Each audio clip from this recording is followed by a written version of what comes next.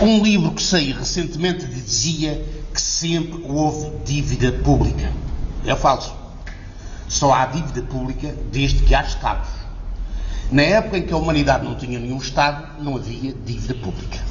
Primeira questão. Segunda questão. A dívida pública tem uma natureza diferente consoante o sistema sob o qual vive o mundo. Se vivemos num sistema capitalista, a dívida pública é um instrumento de exploração dos trabalhadores. Se vivemos num sistema feudal, é um sistema de exploração dos camponeses. Se vivemos num sistema qualquer diferente, será de exploração sempre de um dominado qualquer. Isto é, a dívida pública não é uma conta matemática. A dívida pública não tem nada a ver com a álgebra, com a geometria, nem com os algoritmos, a não ser para nos enganar a nós. Porque o que ela é um instrumento de exploração do homem pelo homem. Não é outra coisa. Na dívida pública que nós temos, com que nos confrontamos hoje, só hoje é que nós, portugueses, nos preocupamos com isso. Mas nós andamos 100 anos a explorar os outros como uma dívida pública. Todas as nossas colónias foram exploradas com o sistema da dívida pública. Só que hoje já ninguém se lembra disso.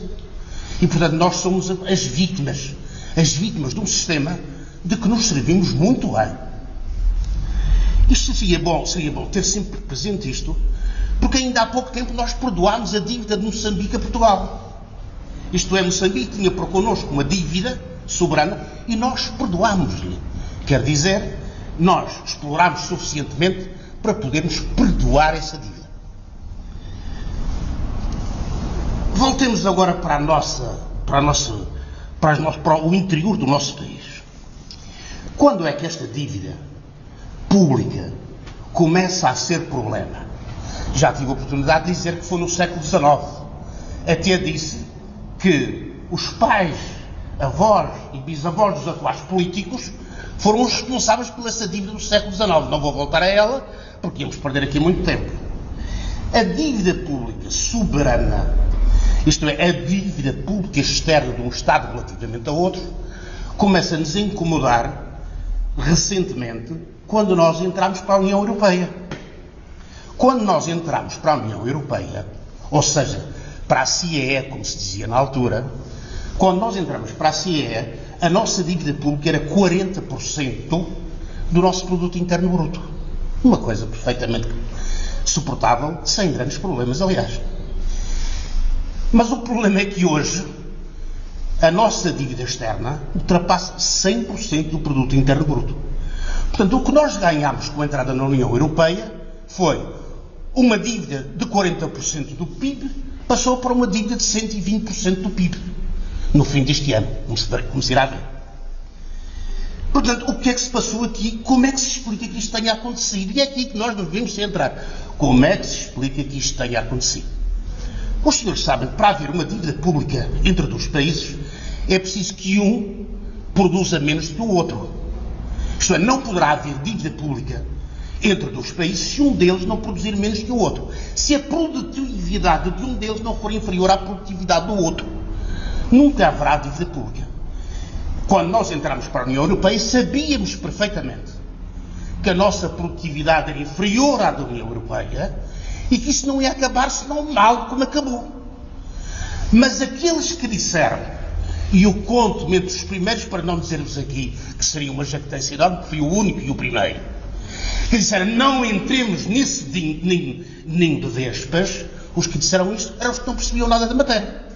Porque quem percebia são aqueles que mais tarde, como os economistas que os senhores têm visto na televisão, são os que mais tarde vierem dizer que isto agora está mal. Mas foram esses que disseram para a gente entrar. Não foram outros, foram eles que disseram para entrar. Porque é que a nossa entrada na União Europeia, eu estou a generalizar a União Europeia, deixando a fase da CIE, porque já se ultrapassou, mas é a mesma coisa, estou a falar a mesma coisa. Quando nós entramos para a União Europeia, nós tivemos que fazer um acordo para essa entrada. E nós dissemos, atenção, não somos nós que entramos na União Europeia. É a União Europeia que entra aqui dentro. Ninguém compreendeu isto, toda a gente achava que isto era um disparate. que não tinha outra coisa, mas agora os senhores estão a ver. Quer dizer, quem manda? A Troika. Quem é que entrou cá dentro? A União Europeia. O que é que nós fizemos? De gato de sapato, não fizemos outra coisa senão isso. Isto é, fomos os anjinhos. Mas são os mesmos anjinhos ou os capitalistas tinham interesse nisto?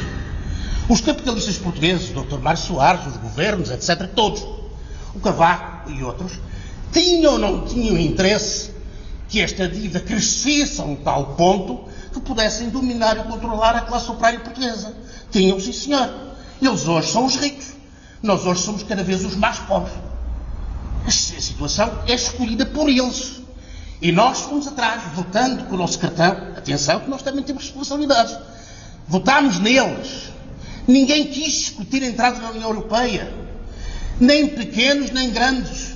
Ninguém quis discutir o assunto. E só hoje é que agora temos que discutir à força. Isto é, quer queiramos, quer não, temos que discutir.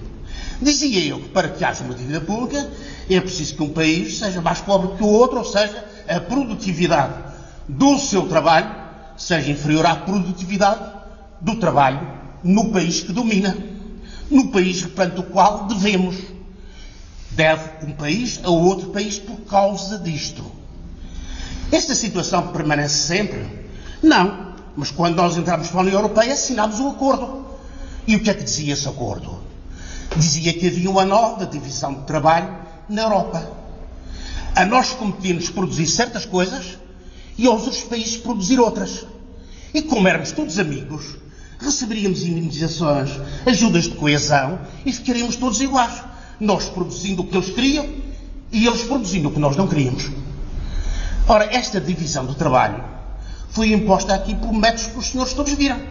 Os senhores são todos responsáveis como eu, porque viram e não lutaram contra isso. Os senhores viram, por exemplo, nós tínhamos uma indústria de construção naval poderosíssima e viram desaparecer a indústria de construção naval.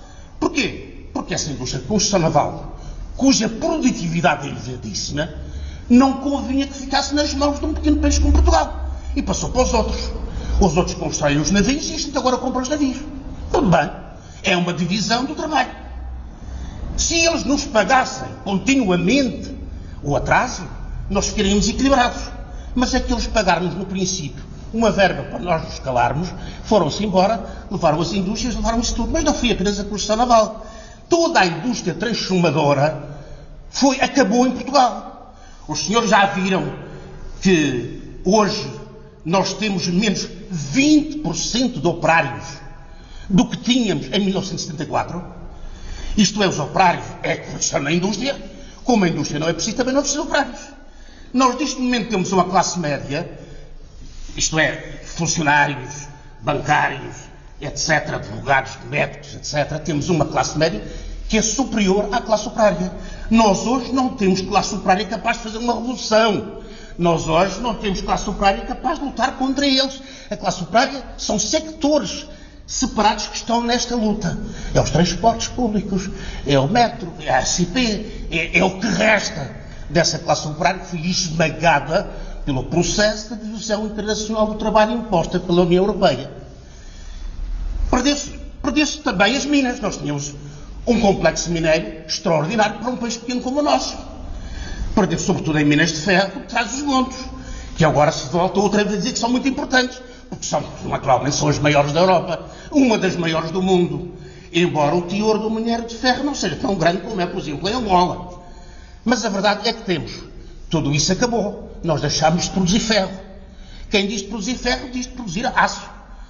Nós também fechámos as minas de carvão que tínhamos, aqui ao pé de vós. Também fechámos, também não se pode produzir aço sem carvão. É preciso ferro e carvão. Quer dizer, tudo o que nós tínhamos, fechámos a porta. Foi o acordo que nós celebramos com eles. A agricultura acabou. Porquê? Porque nós não tínhamos nada para produzir. Os senhores, porventura, lembram-se, os senhores e os senhores, é claro que quando eu utilizo este género no masculino, estou sempre a referir-me também aos femininos. Os senhores lembram-se, porventura, do que é que ficou para nós produzirmos na agricultura em Portugal quando entramos na União Europeia? Lembram-se? Lembra-se que havia um lago de leite na Europa. Lembra-se disso? O lago de leite implicava que nós não podíamos produzir leite. Porque havia um lago de leite na Europa de excedentes. Nós não podíamos produzir trigo. Porquê? Porque havia uma montanha de trigo na Europa dos excedentes. Quer dizer, havia uma agricultura na Europa, a agricultura da grande produtividade, que era sobretudo francesa e alemã, mas sobretudo francesa, e essa agricultura liquidou a nossa agricultura. A nós ficávamos, lembro perfeitamente, de alguns técnicos irem explicar à televisão, que a gente agora devia passar a produzir borrego. Borrego. Porque os gajos já eram carneiros, naturalmente nós só podíamos produzir borregos. Quem tem carneiros no poder não pode ter outra coisa senão borregos na assistência. Muito bem. Melão. Os senhores lembram-se que os melões eram dos melhores que havia.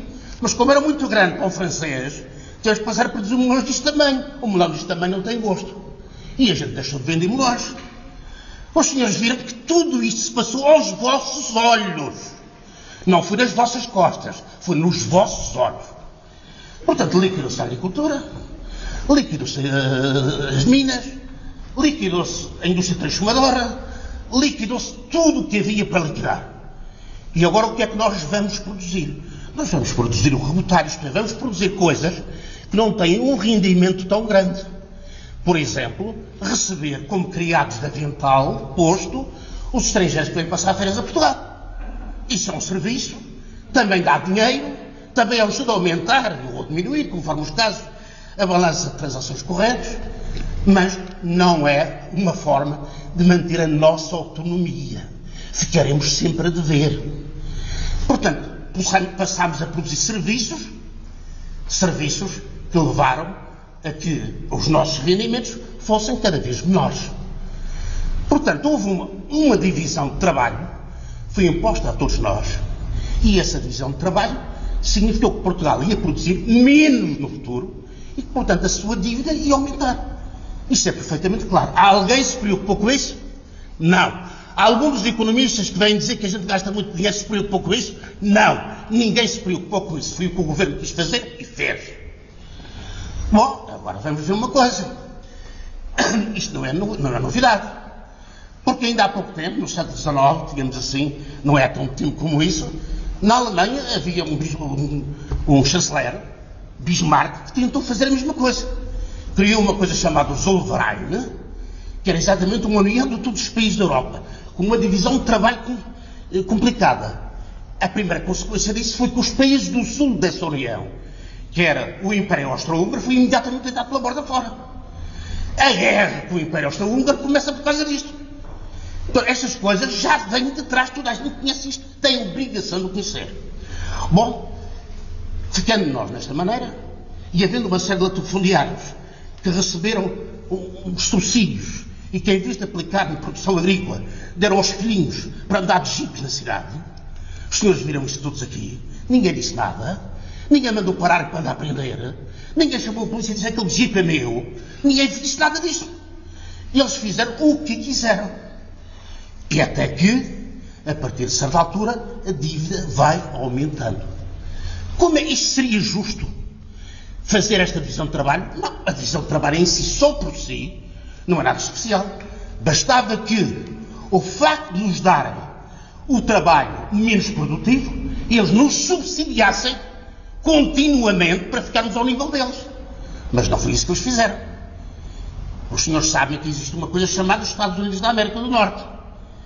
E que há países que não produzem quase nada, como por exemplo o Maine, ou o Idaho, enfim, uma série de países têm uma produção industrial caricata. Mas os outros países, através do Presidente da Presidência e do Congresso, deslocam os subsídios que são necessários para que esses países não fiquem, para que esses Estados não fiquem devedores à União. Senão passavam a vida exatamente na situação em que Portugal se encontra. Portanto, aqueles patifos que são os políticos portugueses no poder, que deixaram que isto acontecesse, esses tipos são criminosos. O nosso dever é afastá-los. Não é contemplar-lhes, é pura e simplesmente pô-los na rua. Não há outra forma de resolver o assunto. Bom, e portanto isto foi subindo. Quer dizer, entre a entrada na União Europeia e hoje, passaram para aí 20 e poucos anos, a nossa dívida pública mais que duplicou. Passou de 40% a 100 e tal por cento do PIB. Mas o que é mais engraçado não é isso. É que, a seguir, entramos numa coisa chamada a zona euro. E também tudo foi de cabeça. Não se perguntou ao povo se queria ou não o euro, se aquilo lhe convinha ou não lhe convinha, não se discutiu como se está a fazer aqui agora, não se fez nada. Bom, mas o que é isso do euro? O euro, lembra-se do Guterres, que foi nessa altura, o Guterres explicou aí às criancinhas que o euro era uma maravilha.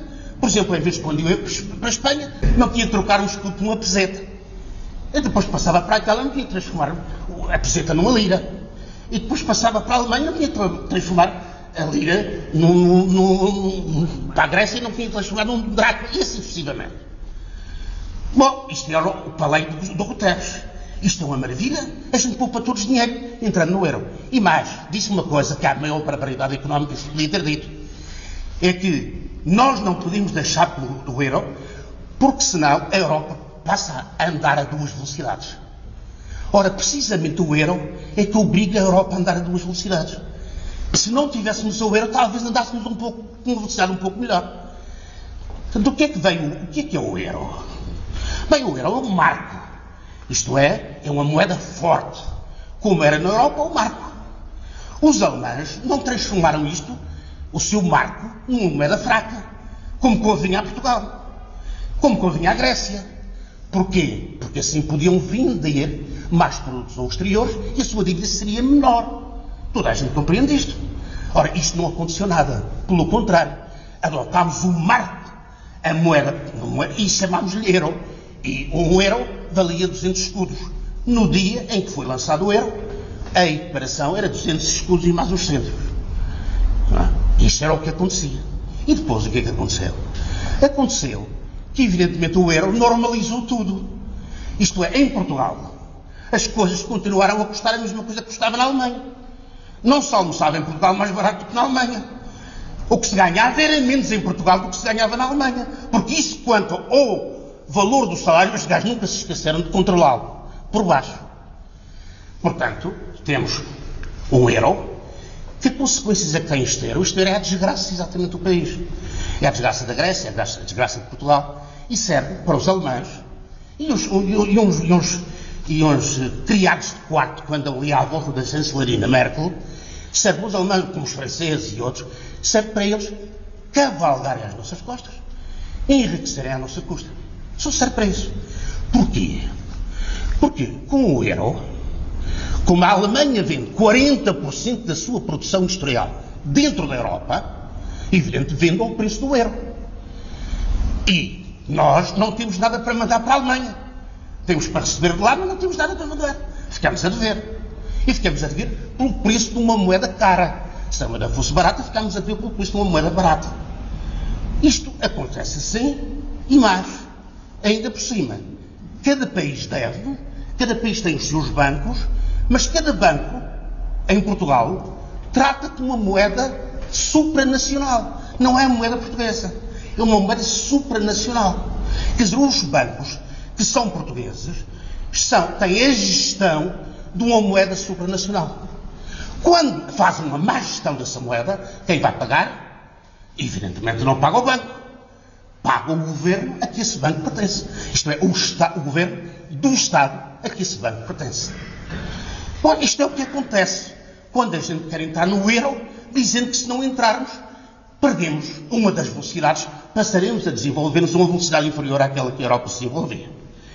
Bom, isto são as contradições que resultam de ter entrado no euro, tiveram esta pequena brincadeira. Nós entramos no euro em 2000, se não me engano, e em 2012 e em 2000, a nossa dívida a nossa dívida externa era de 60% do PIB. Viu, aliás, que se vendeu muita coisa para chegar a esse 60%, porque senão não entrávamos no euro. Bom, mas de qualquer modo, era 60% do PIB. Os senhores sabem que hoje, no fim de 2012, são 100 e poucos por cento do PIB.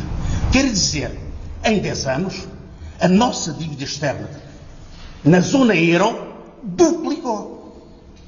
Duplicou a nossa dívida externa. Não por acaso tinha que duplicar. Porquê? Porque o nosso rendimento é inferior ao dos outros. E porque indústria não tínhamos, já tínhamos liquidado. A agricultura não tínhamos, já tínhamos liquidado. Pesca não tínhamos, já tínhamos liquidado. Tínhamos liquidado tudo, só devíamos. E, portanto, deste dobro de 2010 para 2013, para 2012, duplicou a dívida e nos últimos 2 anos e meio, 50% desta duplicação foi só nos últimos 2 anos e meio. Isto é, no primeiro momento em que o governo do Sócrates disse vamos aprovar o PEC, o primeiro PEC, isto é, o Programa de Estabilidade e Crescimento, aquele famoso estabilidade e crescimento que a gente vê nos lábios dos artistas da política em todas as vezes que se ligam à televisão.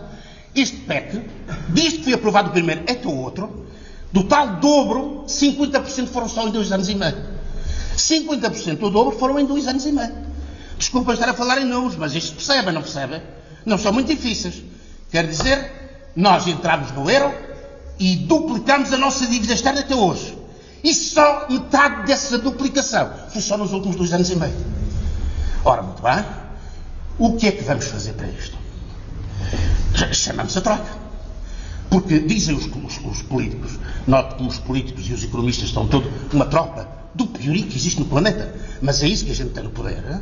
E eles chegam e dizem, bem, nós não pedimos o auxílio da troika, não podemos pagar os funcionários públicos. Aos funcionários públicos? Nós temos dinheiro para pagar aos funcionários públicos. Porquê é que os funcionários públicos têm de ser atacados? Porquê é que a gente não diz, se não resolvermos os nossos problemas, não pagamos aos credores? Os credores têm de se pagar. Os credores não se discute. Dizem eles, se nós não pagarmos os credores, depois temos que ir outra vez ao mercado e os gajos vão subir e não nos dão dinheiro. E, portanto, o que eles dizem é que não se pode pagar os funcionários públicos. Mas nós, o que devemos, se formos fazer as contas, que eles nunca fazem, se formos ver os orçamentos do Estado, vemos que o principal do dinheiro que o Estado gasta não é com os funcionários públicos, é com o pagamento dos juros da dívida. Mas disso ninguém fala. Só se fala em funcionário público. Isto porquê? Porque nós não controlamos nenhum dos meios económicos da União Europeia. Nós não podemos emitir moeda, nós não podemos desvalorizar a moeda, nós não podemos também devalorizá-la se fosse o caso disto. Nós não temos um sistema fiscal autónomo, temos o sistema fiscal que eles nos impõem, dizem quais estão as taxas. O senhor, se quiser o IVA, é até 23%. Depois disso é que já é complicado, porque eles não aprovaram bem, mas também não é impossível. Portanto, as taxas, o nosso sistema fiscal está decidido, ditado por Bruxelas. Portanto, não somos nós, são eles. Se os senhores forem ver, nos últimos 10 anos, os orçamentos do Estado, vão encontrar lá uma coisa muito curiosa.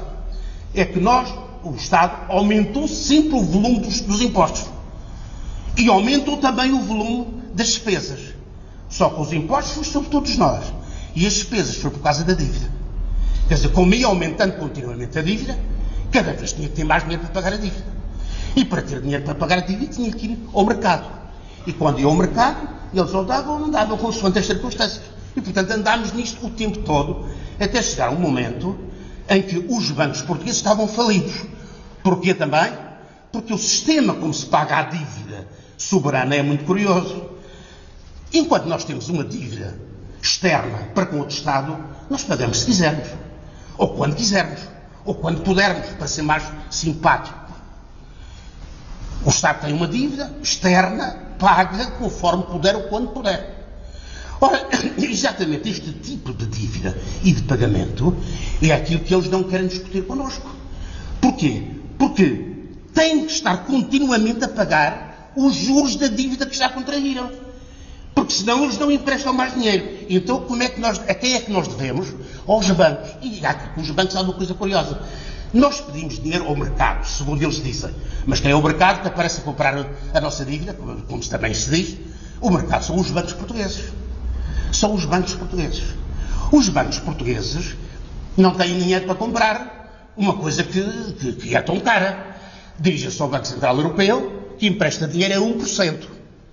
E eles pegam com isto 1%, transformam isto em 2% e 3%, e o Estado está a pagar um juro superior àquele, 3 vezes pelo menos, mais caro que aquilo que o banco empresta. O Banco Central Europeu empresta. Quer dizer que temos um Banco Central Europeu que empresta dinheiro aos bancos nacionais a 1%. E quando os bancos nacionais não pagam, dirige-se ao Estado e diz: os senhores passam para cá o dinheiro. É isto que se passa. Os senhores não se lembram. Aliás, se não se lembram de nenhum, não. Mas se lembrarem, façam um esforço. Os senhores lembram-se de que os bancos portugueses nunca ganharam tanto dinheiro como até o Sócrates ter pedido o primeiro PEP? Todos os anos dizia: o banco tal tem 70% de lucros, tem 80% de lucros, tem 90% de lucros. Tinha lucros todos os anos e cada vez maiores. Precisamente por causa da dívida pública. E depois, quando se chega a uma certa altura, já ninguém se lembra que os bancos ganharam dinheiro. E ninguém pergunta. Por exemplo, esse papal que está em Bruxelas e que é do PS. Eu não estou a ofender os homens que são do PS, porventura estejam na sala. Estou a atacar o PS, um partido traidor, na direção. Não é os que estão cá embaixo. Ora, muito bem, o que estou a referir-me, evidentemente, ao governador do Banco de Portugal, que está agora em Bruxelas, com um tacho. E este indivíduo nunca perguntou aos bancos, nunca disse aos bancos aquilo que a lei lhe manda dizer. Os senhores tiveram 80% de lucros este ano, 40% vão transformá-los em capital do banco. E só vão distribuir aos seus associados 20%. E já não é mau. No ano seguinte, os senhores tiveram 90%, 50% vai ficar em capital do banco. E então os bancos tinham dinheiro, tinham capital, tinham lucros que transformavam em capital. E não estavam na iminência de falirem como estão todos os bancos portugueses. Isto é, todos os bancos portugueses estão falidos. E eles é que não querem que saiam. Mas mais cedo ou mais tarde vai-se saber. Mais cedo ou mais tarde vai-se saber as consequências dessa falência. Todos os bancos portugueses estão falidos. Não há nenhum que não esteja. E este ano, quando requeremos à Troika que nos viesse tomar conta do país, porque nós o que fizemos foi isso, nós não pedimos auxílio. Nós dissemos à Troika: os senhores façam levem o país, que a gente não sabe governar. E a Troika levou o país. E está aí. Nós somos uma colónia da Troika. Nós não temos autonomia. Nós não temos independência. Nós não podemos aprovar um governo que não pague. Nós não podemos fazer nada disso. Isto é, a Troika é que manda. Ora bem, chegou-se a esta fase em que a Troika dispõe como quer e entende, e nós temos uma dívida que os economistas dizem que é nossa. Quer dizer, segundo os economistas, incluindo esse papel que aparece com umas coisas a mostrar, com os gráficos a mostrar na televisão, segundo esses indivíduos, nós estamos a viver acima das nossas possibilidades. Nós estamos mal porque vivemos acima das nossas possibilidades. Eu olho aqui para esta sala, não vou perguntar qual de vós é que vive acima das suas possibilidades. Porque nenhum de vós vive acima das suas possibilidades. Não há possibilidade de um português que trabalha a viver acima das suas possibilidades. É impossível isso acontecer. É claro, há truques para mobilizar os portugueses a gastarem dinheiro. Por exemplo, o banco diz: você quer comprar um carro e eu empresto-lhe o dinheiro. Está muito bem. Faz um contrato de empréstimo, de mútuo, com o banco. O banco compra o carro, ele dá-lhe o dinheiro e ele vai pagar o empréstimo ao banco segundo um prazo determinado. Esse pagamento tem uma coisa muito curiosa. É que primeiro pagam-se os juros e depois é que se paga o empréstimo. Quer dizer, se porventura houver um acidente no caminho, o banco já tem o dinheiro dos juros todos metido dentro. Agora tem que discutir com o cliente como é que vai pagar o empréstimo propriamente dito, isto é, a quantidade de dinheiro que lhe passou para a mão. Se o carro ainda tem algum valor, ele vende o carro e satisfaz os seus desejos. A mesma coisa se passa com uma casa. Uma casa que hoje em dia é mais ridícula.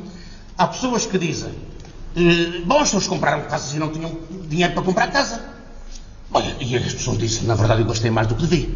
E ficam todas muito tristes. Dizem: como é que eu pude gastar mais dinheiro do que devia? Mas os senhores não gastaram mais dinheiro do que devia.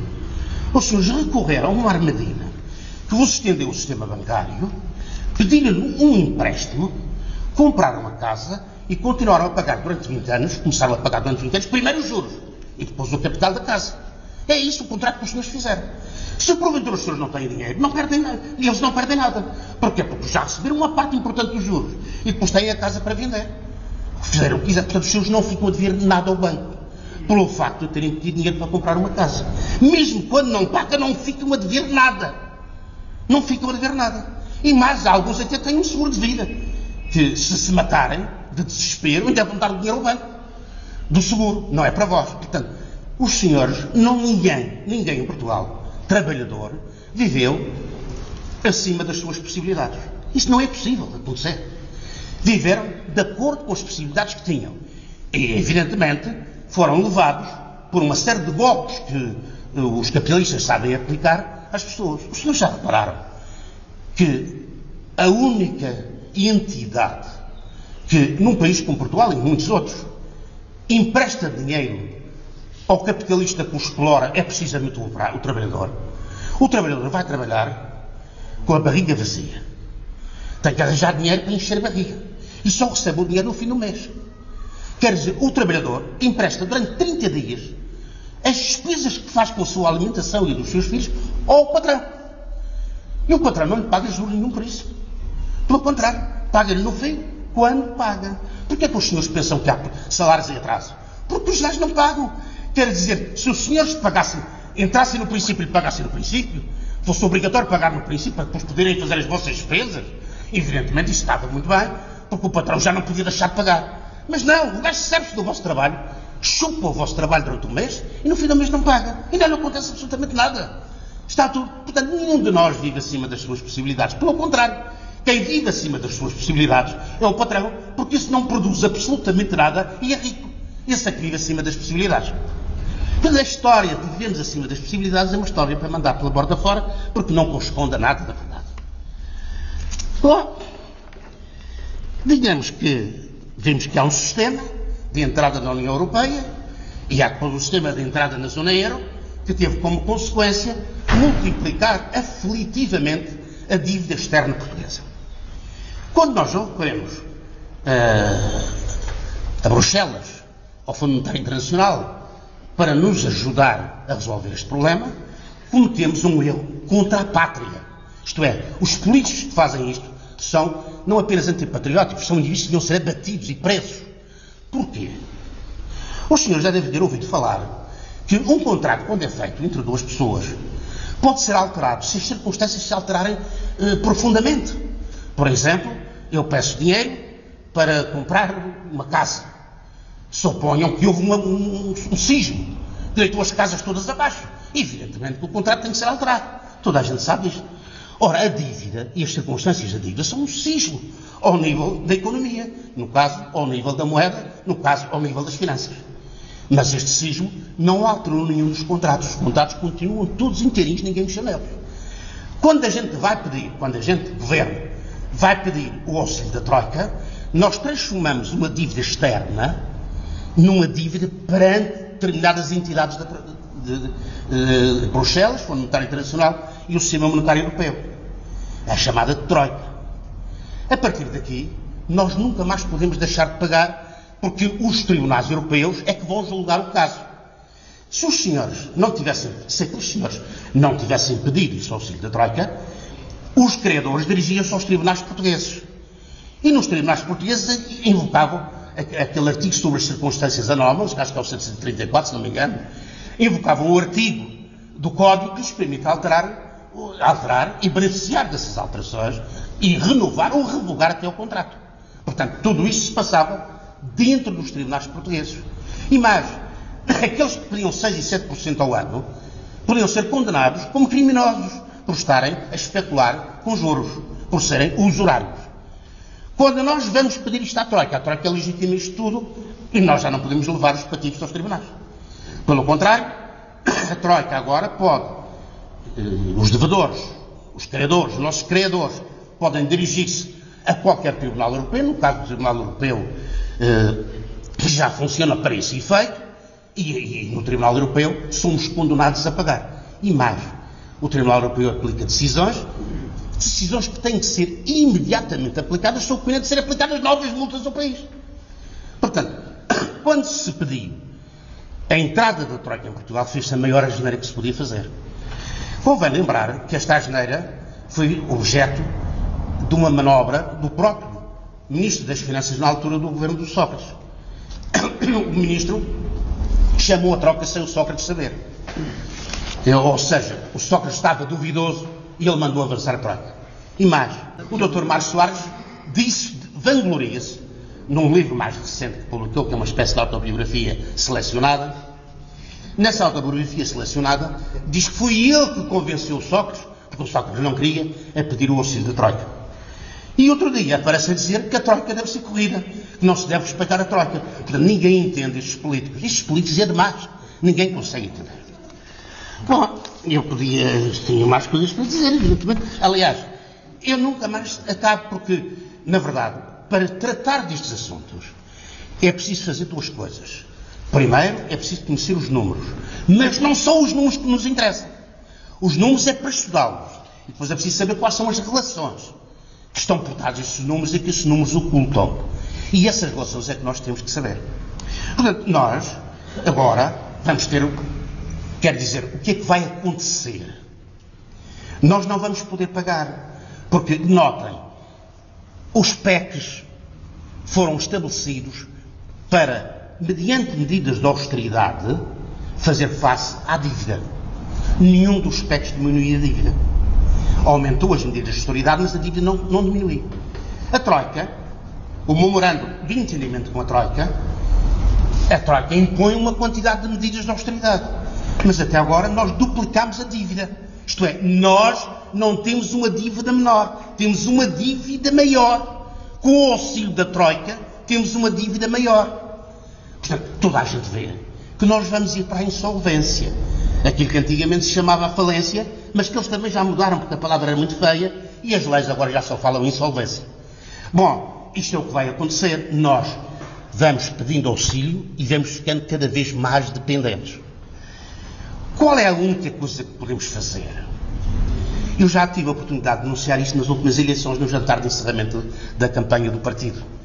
Expliquei claramente. O que os senhores vão assistir é a uma quebra absoluta de salários, uma atrás da outra. Porque, não tendo nós moeda própria, não tendo nós produtividade, a única maneira, não podendo investir capital para melhorar a produtividade, porque, como os senhores sabem, a produtividade resulta de dois fatores. Primeiro, dos meios de produção e depois desse meio de produção especial que é o trabalho. Se as pessoas forem bem preparadas para trabalhar, a produtividade é maior. Se houver máquinas nos lugares onde deve haver, a produtividade é maior. Mas quanto a isso nós não podemos fazer nada. Só podemos fazer uma coisa para aumentar a produtividade. É diminuir o salário.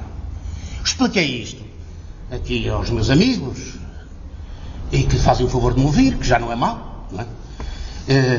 Expliquei isto aos meus amigos, os que os senhores vão assistir. É agora os salários a baixar um atrás do outro. Mas a Constituição diz que é proibido. Claro que diz. Mas os senhores não assistem a outra coisa. O que é que o patrão faz? O patrão manda embora o operário e diz: o senhor quer entrar? Faz favor, mas eu pago-lhe metade só. Neste momento, os salários já desceram em Portugal. Os salários dos trabalhadores já desceram em Portugal 20%. Desde que a Troika cá chegou. Os salários já desceram 20% em média, em geral, no conjunto, desde que a Troika cá chegou. Portanto, isto é o que está a acontecer a nós. O que é que vai acontecer? Nós vamos ficar todos pobres. Não é só os operários. Mesmo os que estão aqui nesta sala, que não são operários, desde que ganhem um tostão, vão ver que vão ficar mais pobres. E se não ganharem nada, porque já estão pobres por natureza. Portanto, não é mais coisa que se possa fazer. Nada. Não se pode fazer nada. Os senhores sabem o que é que aconteceu. Todos nós olhamos para as estatísticas e dizemos: mas isto aqui é isto, o desemprego é uma desgraça. Mas já vamos em 20% de desemprego. Já temos 1.200.000 desempregados. Já temos. Sabe o que é que a Troika diz? Os senhores têm desempregados porque os salários são altos. Se os senhores tiverem salários mais baixos, o desemprego vai diminuir. E, portanto, estão a dizer que é preciso baixar ainda mais os salários porque 20% não chega. Isto é o que se diz a Troika. Tudo isto vai diminuir e nós vamos ficar na miséria. Quer dizer, até agora na Europa, quando se trabalhava, não se morria de fome. Quer dizer, um indivíduo que tinha trabalho tinha comida para se alimentar mais ou menos. Mas agora não. Agora tem-se trabalho e morre-se de fome. Quer dizer, o que se ganha no trabalho não chega para nos alimentar. Não chega para pagar as despesas que nós temos. Portanto, nós estamos a entrar num sistema completamente diferente deste. Os senhores sabem porque é que isto se mantém muito tempo? Também é uma coisa curiosa. Se eu disser assim, chofre, os senhores vão ficar abalados do estômago. Esta situação manter-se-á enquanto não houver aumento de salários na Alemanha. Agora tenho que explicar, mas rapidamente, não tenho muito tempo. Isto é, a Alemanha, o imperialismo alemão, tem um sistema de exploração dos outros, sobretudo do sul da Europa, tem um sistema de exploração baseado numa aliança com a classe operária alemã. Vocês pensam que é mentira. Eu não estou a insultar os operários alemães. Se os operários alemães pedirem aumento, a produtividade deles vai ficar mais cara. Quer dizer, têm maior produtividade, mas os preços vão ficar mais caros. Se ficar mais caro, eles vendem 40% do que produzem para a União Europeia. Não vão vender 40%. Portanto, o operário alemão não quer aumentos. Quer essa situação em que ele próprio vai beneficiando da exploração dos outros operários. E é por isso que isto não anda. Quer dizer, a causa económica de haver este sistema de exploração do trabalhador português é a existência do capitalismo, evidentemente, e o facto da classe operária alemã não fazer reivindicações. São a verdade pura e crua. Custa muito. Mas nós não temos que ficar pendurados nisso. Mais cedo ou mais tarde os operários alemães vão se levantar e vão opor-se contra isso. Mas enquanto não se opuserem, nós temos que lutar. Vai haver eleições na Grécia. Suponham os senhores que aquele partido de esquerda radical, a quem se colou o partido do Bloco de Esquerda, mas que tem uma política completamente diferente do Bloco de Esquerda, isso é uma coisa que vocês vão ver em breve. Suponhamos que esses indivíduos ganham as eleições. Se esses indivíduos ganharem as eleições e cumprirem, no dia seguinte o secretário está em Bruxelas a dizer: venho declarar a nulidade do acordo com a Troika e que estou disposto a negociar convosco. Há duas hipóteses. Sabem que a primeira hipótese qual é? Os gajos vão ficar todos a mastigar, a chanceler, o Barroso, todos a mastigar à espera do golpe de Estado na Grécia. Se o golpe de Estado falhar muito tempo, os gajos vão ter que falar. Se o golpe de Estado não vier, eles têm que falar com certeza. Se o golpe de Estado vier, eu já não preciso de falar. Portanto, não se esqueçam disto. A democracia já não existe em Portugal.